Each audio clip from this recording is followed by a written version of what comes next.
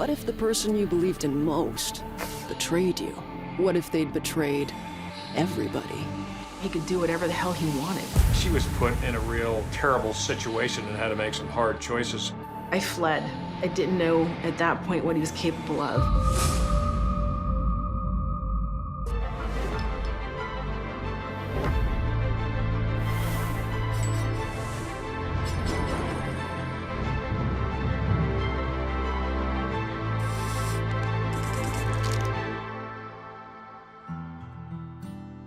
So the young me, wow.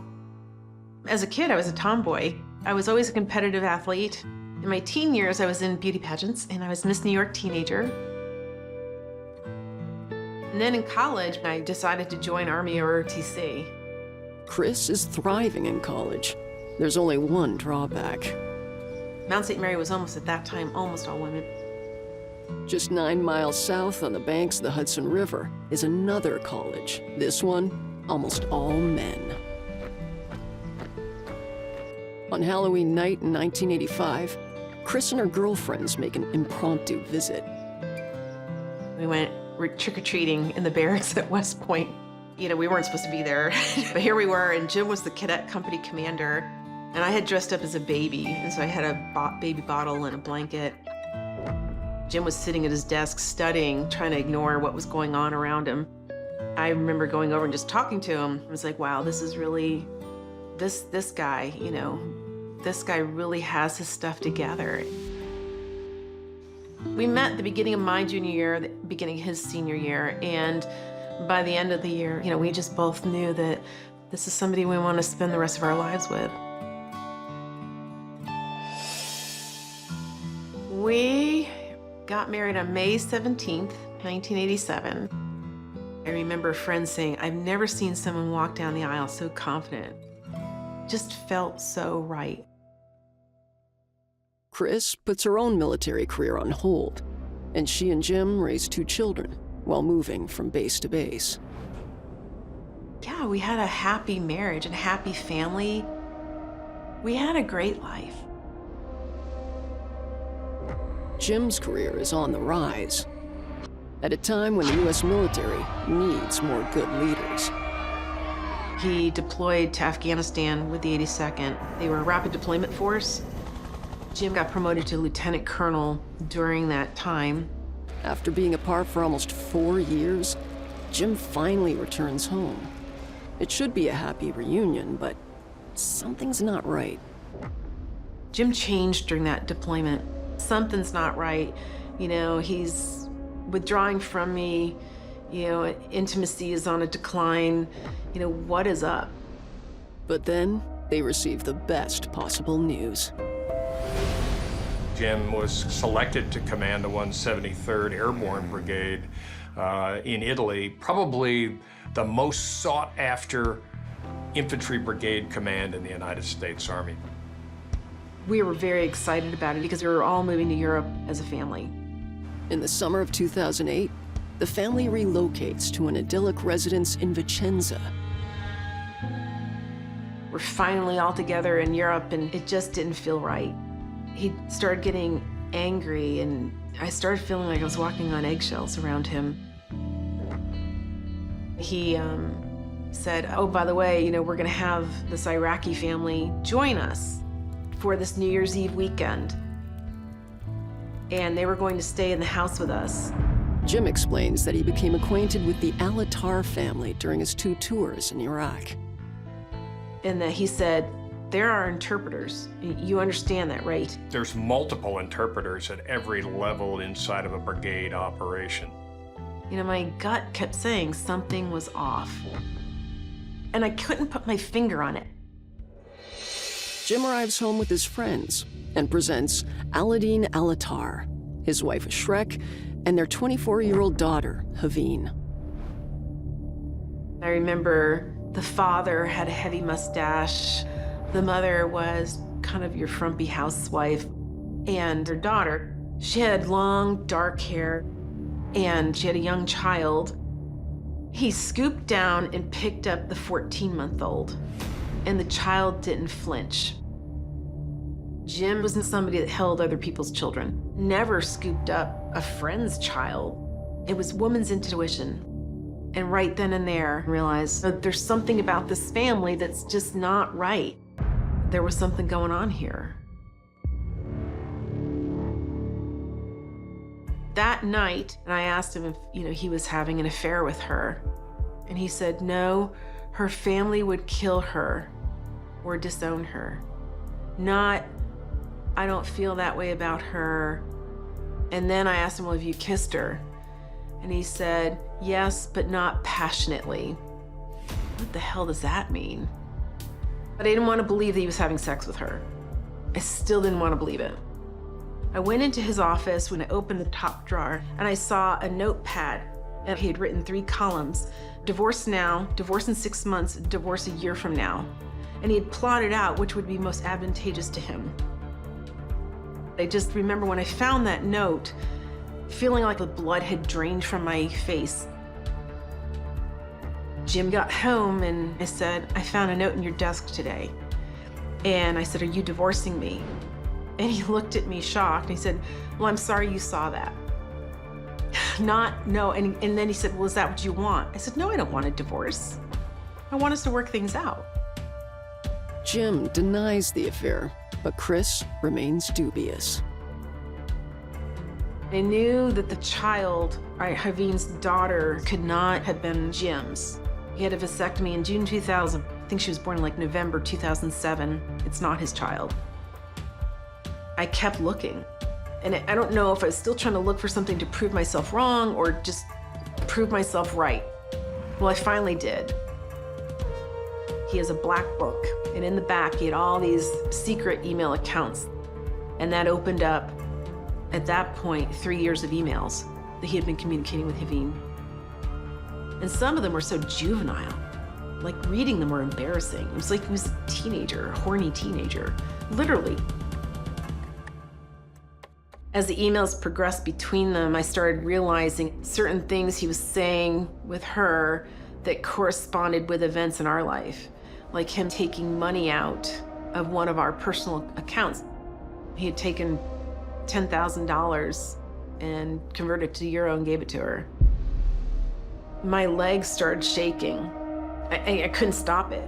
So then I'm starting to walk around with this big, deep, dark secret. Because if word got out that he was having an affair, his career's over. The Army doesn't tolerate adultery. And so I had this burden now. I'm like, now what do I do with this? Jim called early November, how soon can you be ready for a trip? I was like, well, where am I going? And he said, I've gotten a plane ticket for you and you're going to leave Italy. The only way I can fix our marriage is for you not to be there when I come home. I want you gone. Jim is not only pushing Chris out, he's demanding she leave their children behind. I decided for my safety and my children's safety, we're just gonna leave. So I ran over to the school and withdrew the children. And then I got one-way plane tickets to leave Italy. By the end of December, I got a phone call from my neighbor, and she said, Chris, there's been a young woman with a child seen coming and going from your quarters in Vicenza. He had moved his mistress into our house with her kid. And I thought, that's it. I've got to let the commanding general know. Stress will do terrible things to your body. I started getting sick, like a pain, abdominal pain, and found out ultimately that I had a pre-malignant tumor the size of a grapefruit on the tail of my pancreas. I had surgery December of 2011, and I ended up in the hospital for a week. I got a phone call from the hospital the day after I came home, and they said, well, we've just tried putting your claim into the military health insurance, and they've denied it. You're not covered. You owe us $100,000. As a military spouse, Chris should be fully covered. I couldn't drive. I was still on meds. I was still, stitches and, still kind of a mess. And so my sister drove me to the ID card office on West Point. And I, sat down with a woman and handed her my ID card, and she pulled up the information on the computer and said, "Oh, well, you're divorced." I said, "No, I'm not." She goes, "Yeah, on September 23rd, you got divorced." West Point's ID card office notifies the Army's Criminal Investigation Division. That's when everything started to blow up, actually.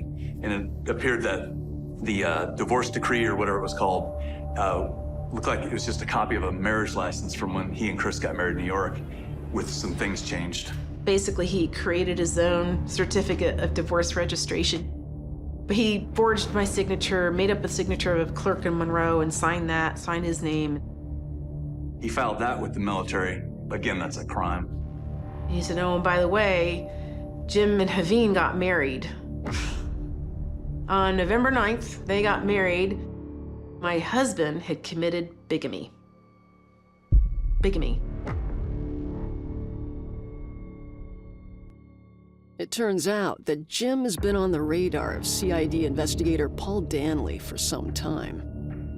There was a Colonel Johnson, that was raising a ruckus because his contractor wasn't getting paid. They were fairly low-level contracts. This is for cultural support services. They can understand why Colonel Johnson was berating them for not paying this contract when they had other, bigger issues going on. And they said it was so bad that, it raised red flags. We thought the investigation was done, and out of the blue, Chris contacted me. Chris provides the missing piece of the puzzle: the fact that the contractor in question is Jim's mistress's dad, Aladeen Alatar.